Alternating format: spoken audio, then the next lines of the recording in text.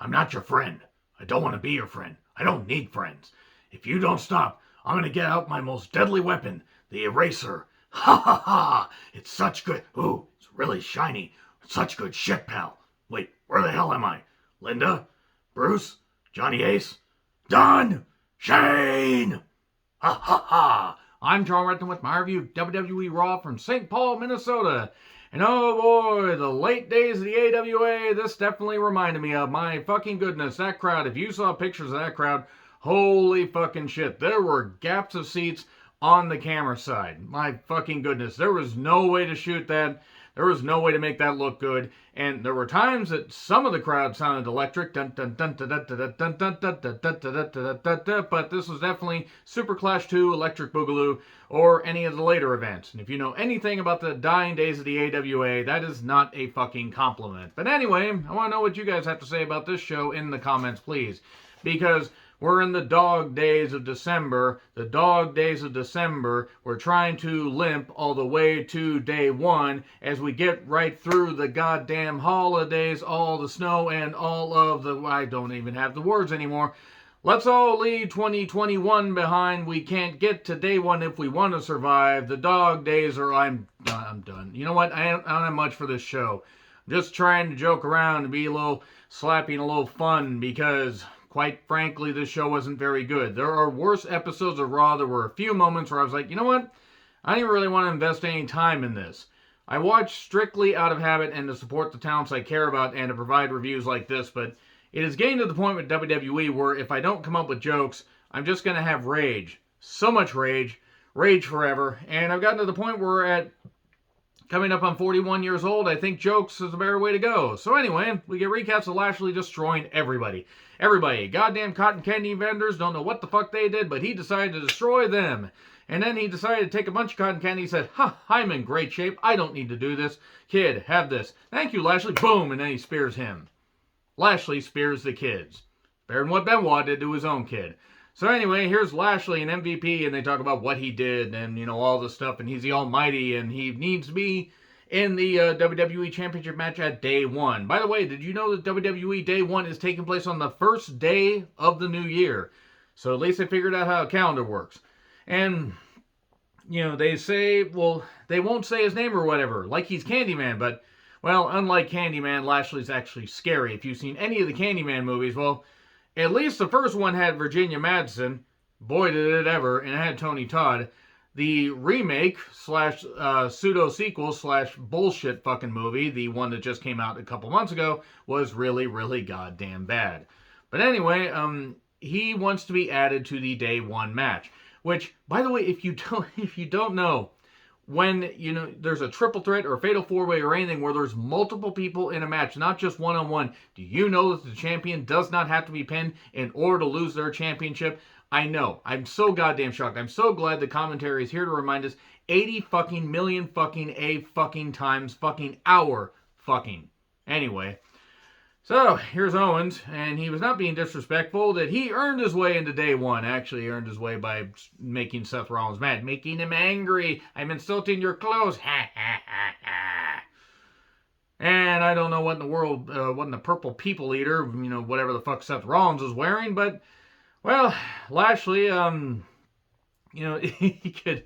You're not gonna do this. You're not gonna do this, Lashley. You're not gonna take away your opportunity. And Lashley says, okay, come in here and stop me.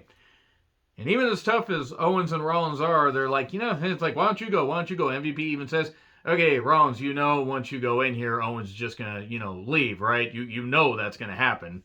And because they're trying to be meta with this shit. Because WWE has gotten to the point where they're so goddamn stereotypical and so predictable, they're like, hey, let's just call out our own bullshit. Why bother trying to put a compelling 3-hour television show together when we could just make fun of ourselves not being able to put a compelling 3-hour show together? It's a great idea. Ha ha ha. So anyway, here's Big E, and it's my favorite collection of idiots, he says. I'm amazed he did not point at Dunn, Johnny Ace, Bruce, and then Vince. Because let's be honest, those guys all together, I mean, fucking Christ. If you want to talk about a murderer's row of stupidity, that would be those guys. So... he has no problem beating Lashley one more time. We're going to celebrate all day, all night. This match goes all the time. One more time, we're going to celebrate.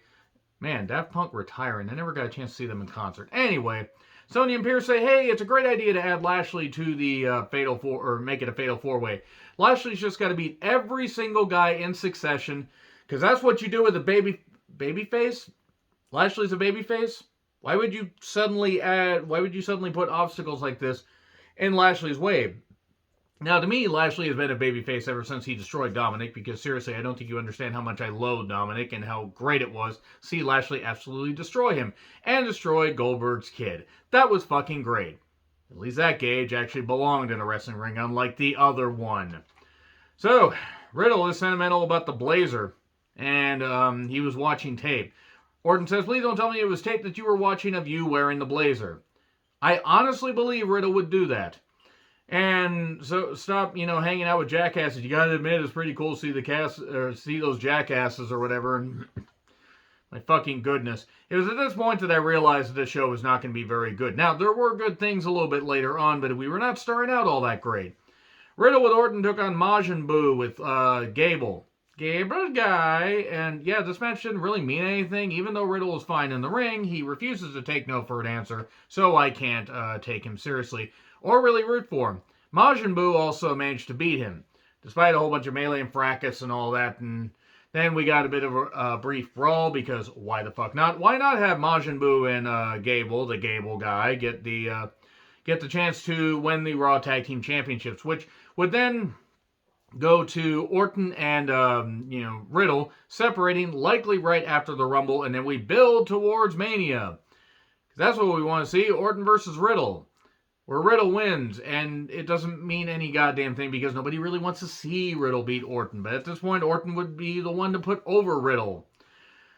So, oh, by the way, first, Sonya and Pierce actually talked to the three guys, Big E, Owens, and Rollins, and said, hey, by the way, this is the order. Owens, since you were the most recent entrant, you go face Lashley. Rollins, you then face Lashley. And then if he gets through both of you, he gets to face Big E. Okay, and then the match happened. That's how badly they paced this show. So, Bianca says that Piper, can talk the talk but not walk the walk. I want whoever made Piper's theme to be taken out into traffic and beaten with a sack of doorknobs until they stop moving. So, bit dark, don't care. The music is really fucking stupid on WWE programming. Especially the themes. My fucking goodness, Get some better rap, please. Get some people that actually sound like they have enthusiasm. Bianca and Piper had a match that was fine. The ways I don't care about this feud are astronomically long. It's a long, long list. But I gotta give them credit, they tried. That being said, there were awkward moments. The Hurricanrana spot where Piper just kind of tumbled out and everything. I don't mind her being used as a monster. It's just, you need to name her Piper Niven. It's stupid you don't name her Piper Niven. This name has basically just fucking cut her legs out from under her. And Bianca being hung up, feet first in the ropes and everything, and, Piper beating her down and everything. I didn't think they allowed hangings in St. Paul in 2021. But then we get, some good back and forth action and everything. It's just, it was also slow and plodding and not very good even when we would get flashes of something good, it would get brought right back down. We did get a good finishing sequence, though, with Piper getting hit with the 450. 1, 2, 3. Good stuff. There we go. Piper then attacks afterwards because apparently she was able to sneak up.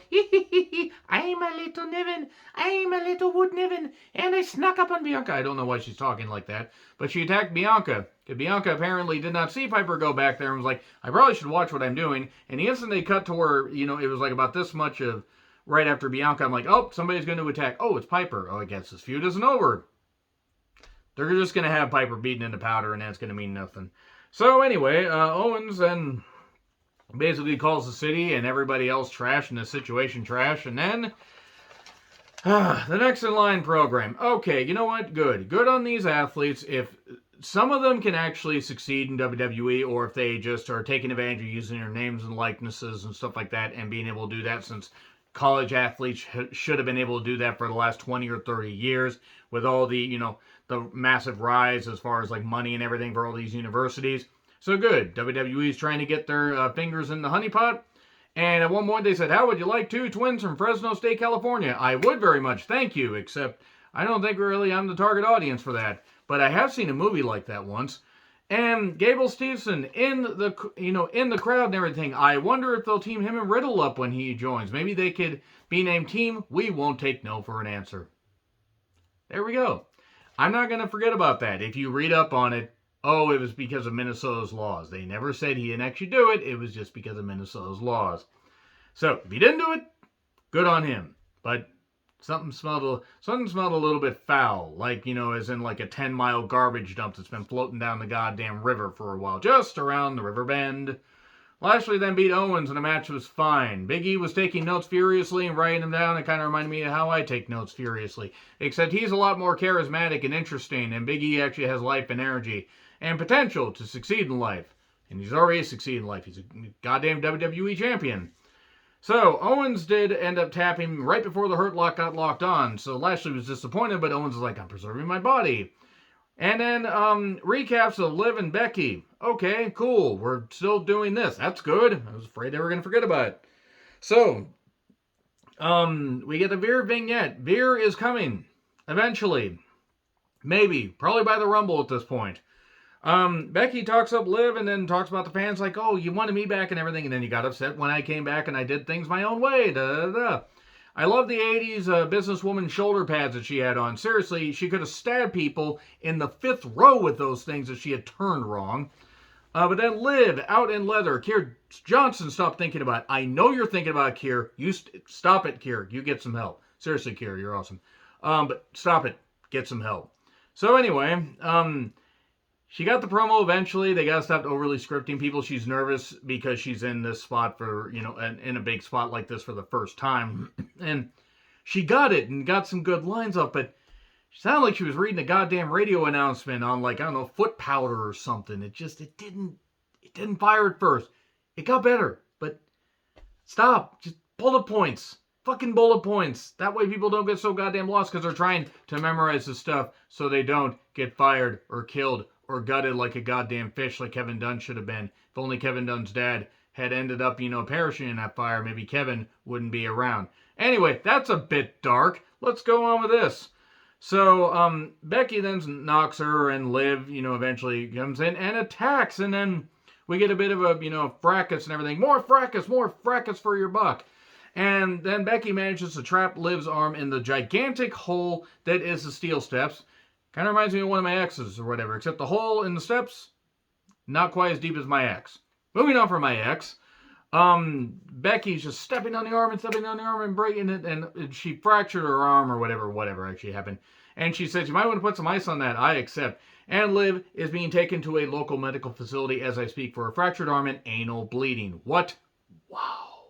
So, Styles then says he's not going to give up on Omos. He's not going to give him up. He's not going to let him down. He's not going to run around and desert him. And he wants to see him succeed. Omos says, we good? I don't want to see this team part ways either. Let's be honest. Omos needs Styles a lot more than Styles needs Omos. Edward James Omos. Reggie and Dana are in the park. It's a romance angle. Thanks. I hate it. The 24/7 shit. I hate it more. Akira was dressed as a snowman. And still not as creepy as the one in Jack Frost, 1997 movie. If you've seen that, I'm sorry, the horror version. No, please, no, make it stop. I never want, that bathtub scene. No.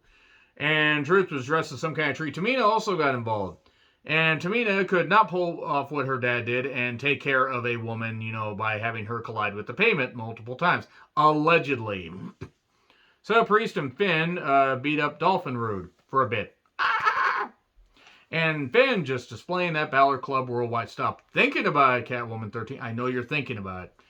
And, yeah, Priest. Rox, you were fine. You were fine, weren't you? No, you weren't. See, I'm perfect and wholesome during Raw. And everybody else is just thirst tweeting and thirsting and everything. And if you believe that, you haven't paid a goddamn lick of attention to anything in this review. Or any of the other reviews I've done. So, I did like how commentary mentioned how Priest was taking on both men at once because he's hardcore. It was a match. It was fine. Theory showed up eventually. And Ziggler ended up pinning Balor because we're having a Balor versus Theory feud. Even though I'm not sure that many people want that. And then Theory gets a selfie. Ricky tells Nia. Rhea tells Nikki to snap out of it. Snap the hell out of it. God, Rhea, you fucking goddess. So, and a bit of a serious moment. Thoughts are with the, the victims and so many people affected by the tornadoes that ran through, Kentucky, whatever parts of Kentucky it ran through.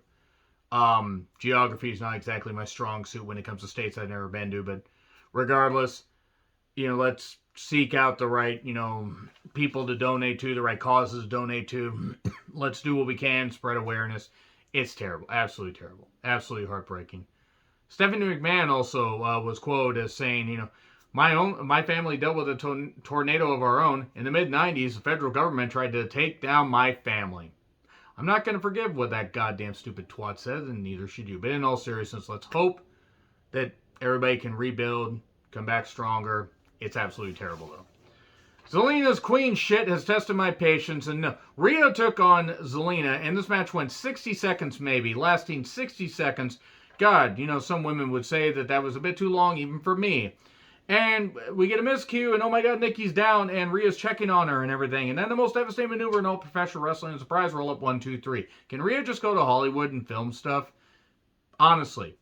Can she just go make movies? Because they're going to do this kind of shit to her, and I don't care how it's one. This team is not good.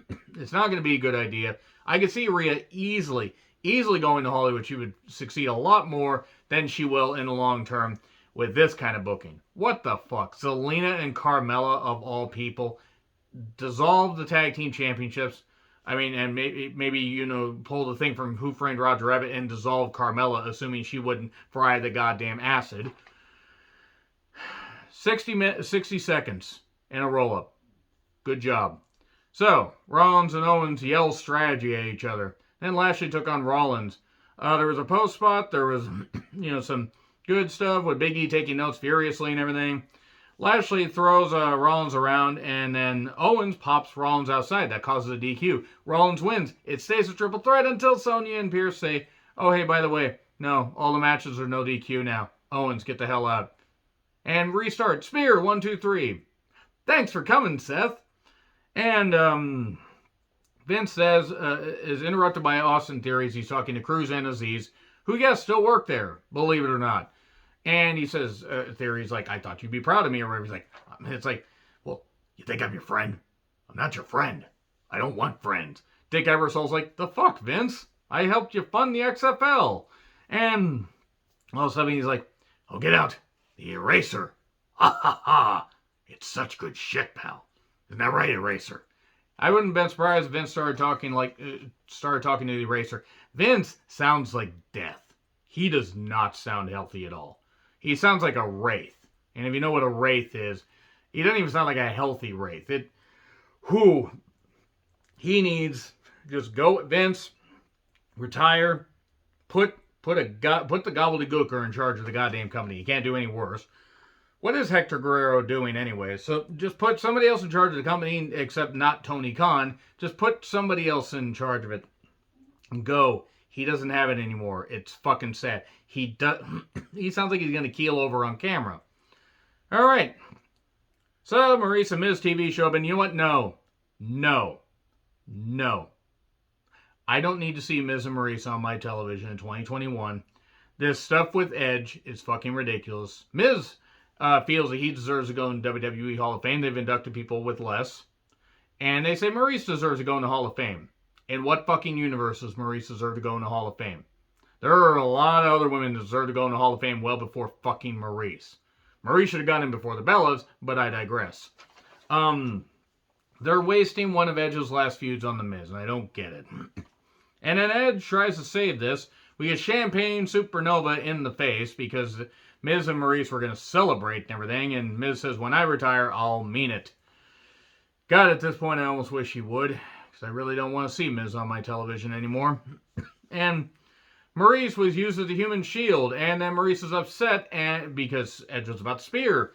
And then Maurice slaps Miz. People are like, this is already the end of it. No, it's not. It's a ruse. It's going to lead to Miz probably winning at day one, and then they're going to have a mixed tag at the Royal Rumble. Watch that happen. Because Beth Phoenix is going to come in. So anyway, so Big E tells Owens and Rollins to stay away. Stay far away. And then we get SmackDown recaps. We get Sarah interviewing MVP and Lashley. Before the SmackDown recaps, by the way, they said our main event is next. That was with 35 minutes left. We got to the main event at the bell with 20 minutes left. This is why Raw should not be a 3-hour show. Big E versus Big E versus Lashley with MVP. No DQ. We got tables. Yes, we do. MVP says, no, we don't got tables. How about you? And then we see Big E and Lashley fighting over a table. 2 African-American men fighting over Longwood in St. Paul. News at 11.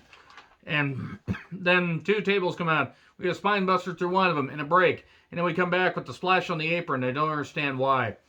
Rollins and Owens run in and they attack Lashley, but then they pair off and everything. I smell an unlikely tag team match with Big E and Lashley against Owens and Rollins next week.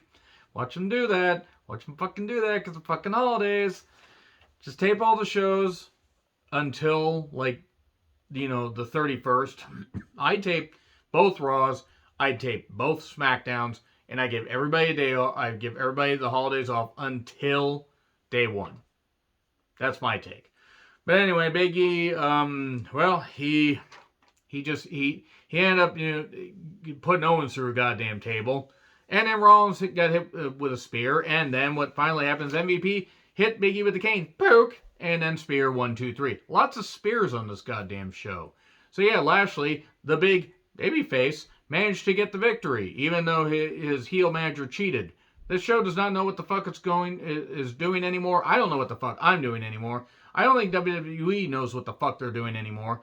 And let's be perfectly honest, there's a reason why the ratings are continuing to fall and why it's getting to the point where Raw may be under 1 million goddamn viewers by sometime next year if they don't really fucking straighten out. Seriously, it's fucking scary. They've been below 1.5 million sometimes. I know viewing habits change, but goddamn. Anyway, agree, disagree, what I said, like, share, subscribe, Twitter handle in the description. I'm John Ritland. I'll see you soon.